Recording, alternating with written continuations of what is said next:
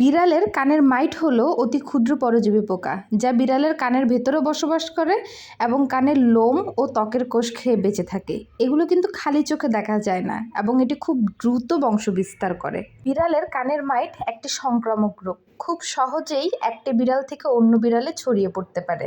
এমনকি সময় মতো চিকিৎসা না করালে এটি মারাত্মক কানের সংক্রমণে রূপ নিতে পারে।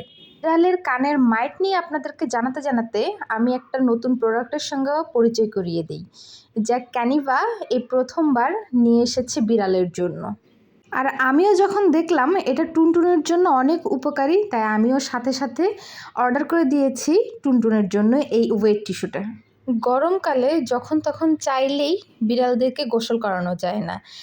এর সাবস্টিটিউশন হিসেবে এই ক্যাট ওয়েবসটা আপনি যখন তখন ইউজ করতে পারেন, যে কোনো সময়, সকাল বিকাল রাত যে কোনো সময় যখন দেখছেন আপনার বিড়াল অতিরিক্ত গরমে হাঁপিয়ে যাচ্ছে, আপনি এই ক্যাট ওয়েবস দিয়ে ওদেরকে ড্রাই বাথ দিতে পারেন। আর এই কান পরিষ্কার করার জন্য, কানের মাইট থেকে বিড়ালদেরকে বাঁচানোর জন্য এই ক্যাট ওয়েবসটার গুরুত্ব বলে বোঝানো যাবে না। এই ক্যাট ওয়েবস দিয়ে আপনি আপনার বিড়ালের পুরো কান সুন্দর মতো পরিষ্কার করে দিতে পারেন।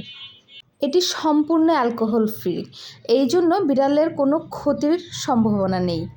এই ওয়েব টিস্যুটি antibacterial, alcohol free, paraben free এবং এসএলএস ফ্রি, এবং এটি এত জেন্টেল এবং নন ইরিটেটিং, ফলে আপনি আপনার বিড়ালের ফেস, চোখের দুই পাশ, নাক খুব সহজেই পরিষ্কার করতে পারবেন। বিড়ালের কানের মাইট থেকে বিড়ালকে বাঁচাতে এই ওয়েট টিস্যুর কিন্তু কোনো তুলনা নেই।